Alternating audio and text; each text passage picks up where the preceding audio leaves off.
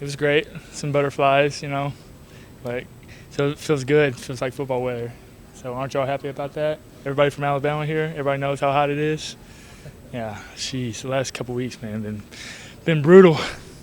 As a guy going to his first start, a lot of times that's new. You've been around this program for a number of years. How much more comfortable do you feel going into Saturday, knowing you know everything there is about this program and what it's like going on the road with people? Yeah, no, there's a great feeling going into a game like this, just knowing that I'm more mature than I was, even last year and compared to a couple years ago. But I'm just gonna prepare like I've always prepared. It's just the first start. I'm just excited and just happy. My plan is just to do the best I can be and get my guys the ball. So. When you look at this offense, how good can this offense be? Yeah, I mean, we can be as good as we want to be. It all just depends on, just doing our assignment and making sure that, we control our box and, keep the main thing the main thing. Coach Saban used to say that all the time, not look at the scoreboard and just make sure that, hey, we need to do what the task at hand is and not worry about everything else, not be outcome oriented, So I think if we just focus on, the main thing and the right things, that it'll take us as far as we need to go. Have you gotten advice from any other former quarterbacks here or anything like that? Yeah, I mean, I talked to AJ quite a bit. John Parker Wilson, Bryce, Jalen, teammates of mine. They all said this, some of the same things. They're just like, hey, trust your preparation, trust your confidence, and just go play, man. That's something that I really took from Jalen just because, he always used to say that, whether I, went in when we were up big or went in the Oklahoma game, he was just like, man, just go play. And that's something that, I just kind of take even in practice, like, hey, I didn't get a chance to play my first 3 years. And so now that the opportunity is here, I'm just going to go take control of it and just go have fun. Might be weather Saturday, trying to simulate throwing a wet ball. How difficult is that for a quarterback? Oh, I mean, certainly, but, you can't really worry about that. My job is to make sure that I get the ball to guys, and whether it's raining, snow, sleet, or sunshine, that's what I'm going to plan on doing. Speaking of the weather, you've already had an experience playing in those type of conditions, going back to a couple seasons ago, playing versus South Florida. Can you just talk about what you've taken from that experience and how you can use it going into this season? You're going into your first start and everything. Yeah, no, certainly. I learned a lot from the South Florida game. One, just being more mature and got to prepare better, and two, just not making it bigger than what it is. I was super excited, super anxious going in to that game because I didn't know what to expect, what to prepare for. And after talking to Coach DeBoer, Coach Grubb, Coach Sheridan, even Coach Saban, and they all said the same thing: just to go have fun, just control what you can control and make sure to keep the main thing the main thing. I said it earlier. The main thing to me is making sure that we don't have any negative plays, and so moving the ball down the field. So like I said earlier, it's rain, snow, sleet, sunshine, man. I'm just going to make sure that we have positive plays and get my team the best position to win. What's been Coach Grubb's message to you, over the past few days in terms of preparing for this? Yeah, just go let it loose. He said you've done the training, you've done the preparation. No, now it's your time. This is your time to shine. You've waited, you've done the work. The work's paid off. So now it's time to go show it. And what better chance to do it at a great stadium, at a great program with tradition, pride, like at University of Alabama, at Florida State. So I'm excited. You've been so patient in your approach. How important is it going to be patient with yourself and not try to put too much stuff on yourself right away in terms of the expectations and maybe, like you said, trying to do too much in that first start? How much are you focusing on that? Yeah, it's funny you say that. I talked to Coach Saban here recently, and I asked him the same question. I was like, what do I need to tell myself going into a game like this on just, how to not get so anxious, how to not, get nervous, how to not make it bigger than what it is.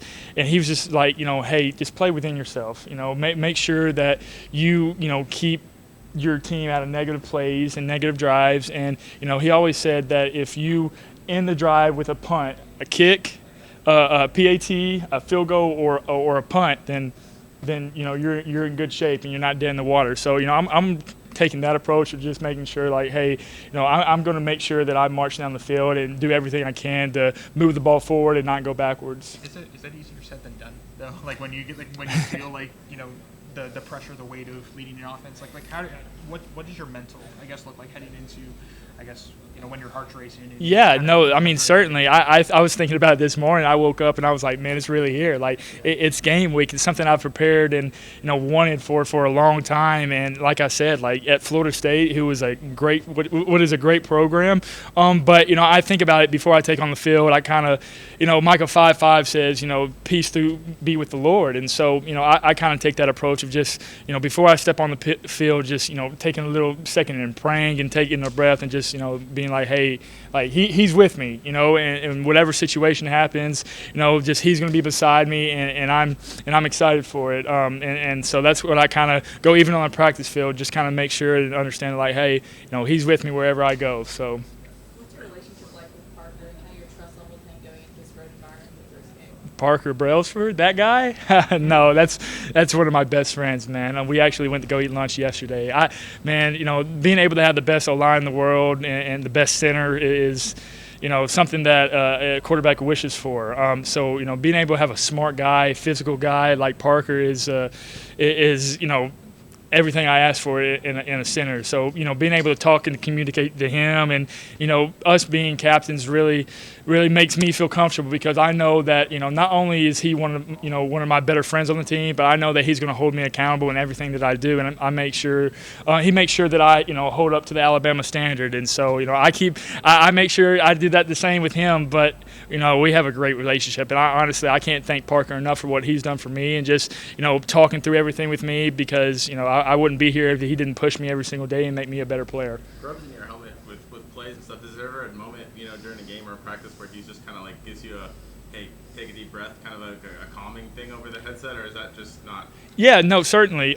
He's just like, all right, buddy, take a breath here. Like, get these guys going because it may be a long drive or it may be a long play or it may be a long call or something like that, where the guys, all right, everybody's thinking, just need to calm them down. And that's something that Coach Grubb's really good at, just making sure that, like, hey, take a deep breath right here, man. All right, let's go get after him. And he's very good at communicating. He tells me stories all the time about him and Gino communicating a lot, so he's been great at that. What kind of an advantage do you think it'll be for you as a quarterback to have your position coach on the sideline on Saturdays, but still have your OC and play caller being able to be up in the box and looking down? That's an underrated thing that we have, certainly. Having Coach Grubb and Mitch Dolan and Tyler Hughes in the box, and then having, Coach Sheridan and then other guys on the sideline, it's a quarterback's dream to have those type of resources and just, understand that, like, hey, what are they doing and talking through it all because, the first game's always about adjustments, you know what I mean? Like, they got a new coordinator, new defense, a lot of new guys, and we want to make sure that, we can make adjustments all throughout the game, and being able to have all those eyes on everybody is just something that,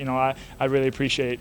Ty, you've been around several captains in your time here. Now that you're a captain yourself, who stands out as the type of leader that you want to be, that you've seen an example of? Yeah, the leaders that I saw that I really, wanted to be like, I think off the top of my head, everybody, of course, but I think of Will Anderson, Henry To'oTo'o, and of course, my guy, my best friend, Tyler Booker, man. Like, those guys were just, we talk about relentless. Like, every day they would be the same type of guy, bring the same type of energy, make sure that, they were just competing every single day, and they were making us better. And they would get after guys who, wouldn't give the same intensity that they had. And so that's something that, I had to take a step back and look at. And it's like, man, like, the whole part of this program is to match my intensity, right? And so when the captains and the leaders, they have the best intensity every single day, imagine if they bring somebody else with them and they bring the whole team with them, right? So if they have the best type of intensity and energy, then, the whole team will have it. And so those guys, man, have been a big influence in my life. And,